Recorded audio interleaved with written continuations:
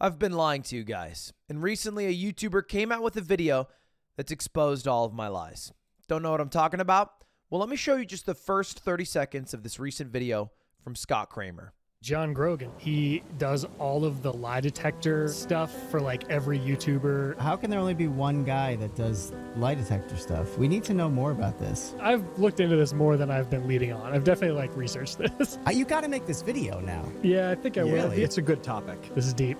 It goes deep.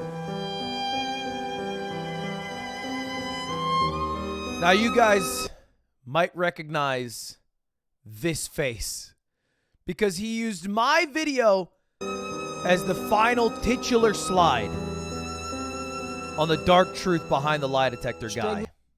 Now, if you guys haven't seen this video, super worth checking it out from Scott Kramer, but I figured I'd make my own little video giving my 2 cents as someone who's accused of being a user of the lie detector guy. Now, the main crux of the argument is that the lie detector guy's true evil is that he does not actually detect lies.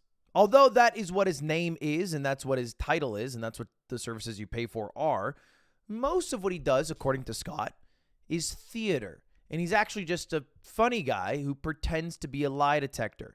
Not that he's incapable of doing lie detecting, but that's a much more difficult, slow process, and that he, for entertainment, will just make shit up with his thumb, going like this or this, whichever is funnier. And here is Scott talking about that. A lot of the time, I can't really tell if John is a serious polygraph examiner or just a dang comedian. There's no way any of these guys can trick me, and I live by the motto, liars go to hell. I love you. I love her too. I'm very disappointed in myself. Now you know how your parents felt. Have you ever let somebody poop on you in a sexual way? No. It's a goddamn lie. I'll kill you right here. Margot Robbie needs my knobby. It looked like Now, look, I think John is a hilarious guy, but it does bring up a good point. Generally, when you're doing a lie detector, you have to be very still. You're not allowed to move your head in any way, shape, or form. But whenever you see a YouTuber use John Grogan, even me, people are moving around all the time. They're moving their fingers. I mean, hell, you're not even supposed to do a lie detector test in your own home. But it seems like every YouTuber is at their usual recording setup when they're doing the lie detector test. So, is it all a scam? Well, when this video was brought to my attention yesterday, I panicked. Like most YouTubers, I thought I would lie. I thought I'd try to get out of this situation Logan Paul style. It wasn't me. It was everybody else that was scamming. Now, I've only ever worked with John in a very legitimate, truthful way, right? A very legitimate And truthful. honest, Right? to the point way. I Right. would never lie. Wouldn't do that. Boy Scouts honor. Worth noting 2 things here. 1, I'm not a Boy Scout. I never have been. 2, I lied. I did lie, and here's where I'll divulge my relationship with the lie detector guy. Now, you've probably seen him on many channels or TV or whatever. Where I originally found John Grogan was a Try Guys video. And then after the Try Guys video, I saw Offline TV make a video with him. And I'm not kidding, my exact thought was, well, shit, if Offline TV can figure out how to hire this guy, so can I. And so 4 days later, I made a stream with the guy, and a week after it, I posted the video with John Grogan. That was it. That's how I did it. And then when John came over, initially I thought this was going to be legit. I'm being truthful. John, I give him a call. He answers. He's like, "Hey, it's John Grogan." I'm like, "Hey, I need you to film a YouTube video." He's like, "It's $1,000." I'm like, "Damn, bitch, that's kind of more expensive than the website, but also probably worth it." So, all right, sure, $1,000. And then he comes over. Once he comes over, he says to me, "Look, we're not going to be able to do a legitimate polygraph test here." And I'm like, "John, that's the whole point. That's why I'm paying you $1,000." And he's like, "Yeah, okay, but a polygraph test is very slow, very boring. When you give an answer, I have to read the results for a little bit before giving a reply back. A lot of the time, it's inconclusive. You won't even have a true or false. And it's never an outright lie. There's just some things that trend towards lies. And I can't speak with such, exact verbiage. I have to be more vague. So it's basically a lot lamer for entertainment purposes." I was like, "All right, well, that makes sense, John. So, like, what are we going to do?" He's like, "Well, I can use the system and kind of go by what it says. But," and I'm sorry to admit this, he said, "if there's ever an answer you want, you could tap me on the foot. And if you tap me on the foot, that'll let me know that should be a lie. And if you don't tap me, it'll be a truth." And that's exactly what we did for some of the answers. Now, some of them, John still went on his own way. I don't know if he was just making them up or if he was reading anything on the polygraph test. But I've received grief for some of the answers in this lie detector test seen by a few million people. And it's finally time I out myself. Scott Kramer, you have found me, and I have apologized for my sins. And for my sins, I will buy a few of the Helix sleep mattresses with code Scott Kramer for 20% off. Anyway, how did I find him? Well, look, if you go look up Polygraph Guy or Lie Detector Guy, he just comes up.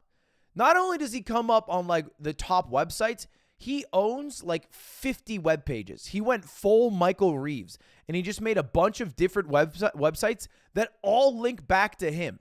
And the websites look like they're straight out of 1999. Look at this shit. He lists it. Look, every single thing he's been on just until 2013. Then he gave up. And that's just 50 pages. Crazy. Anyway, there are some darker truths around John that I feel like are worth talking about. The first one is how, although some can be for entertainment purposes, other times people have done John lie detector tests for PR reasons.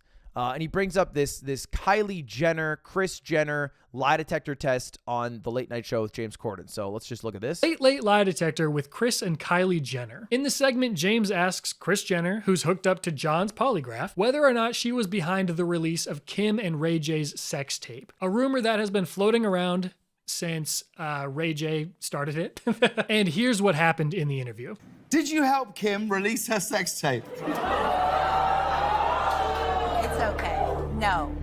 Now, I've learned from Scott's video that you're actually not allowed to like start nodding your head and stuff. You're not allowed to move around. You're not allowed to say anything that is anything different than yes or no. But they do all this. They do all, and obviously there's a lot of it's a much different scenario. Taking a polygraph test in like a some sort of court of law. Okay, and before you say it's not admissible in the court of law, it is in some jurisdictions, so they still do it in some places, as opposed to in a live studio audience at the Late Late Show. No. True. Of course it's true. Which, it's kind of weird. It's kind of weird that you can hire John just for a little bit of PR. All right, I was talking about this on stream last night, but hypothetical, EDP445, he keeps trying to make a comeback. What if he makes a comeback? All right, he comes back. He has a YouTube video with John Grogan, and John Grogan's like, did you mean to deliver a cupcake?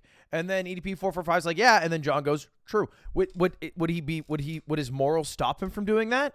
If he still gets the paycheck, does he do it? Does he say he was delivering cupcakes? It does bring up a fair question, but that's not the end of John's possible malfeasance. There's also an alleged list, a litany of items that he has done to different people that are not the most savory. That John ran a polygraph training course filled with inaccurate information. They said that he intimidated and harassed them when they tried advertising their own services in his territory. They said that he's not even technically certified to be a polygraph examiner. Okay. He allegedly told them to never charge less than the industry standard of $395, which is odd because on his current website, he boasts a lot about he charged me $1,000, and he was there 2 hours. Being way cheaper than that and undercutting other examiners. He allegedly encouraged at-home testing regardless of how dangerous it can be, which directly contradicts what's posted on his current website. And we did test in my own home. The website directly contradicts nearly every YouTube video he's ever been in. They point out how incorrectly John goes about administering tests, allowing people to just move around freely and talk as much as they want. And he allegedly created a digital empire of sorts, buying up dozens of website domains that all redirect customers to his business. I kind of respect that. Essentially making it near impossible for other polygraph examiners to get business in the area through SEO. Despite the inaccuracy of John's dated machine, we had to go with him since there weren't any other operators in the area. And Anyway, that's it. These are my lies. These are my malfeasance as revealed by Scott Kramer. Check out his full video. Sorry for my sins. Was it worth it? Hell yeah, it was worth it. The video is funny as hell. Plus, I got a cool mug. It's my favorite mug. It says Certified Polygraph. I think that's all you have to do to actually be able to administer the test. Anyway, thanks for watching. Sorry for lying. Have a good rest of your day. I've never lied in any other time ever.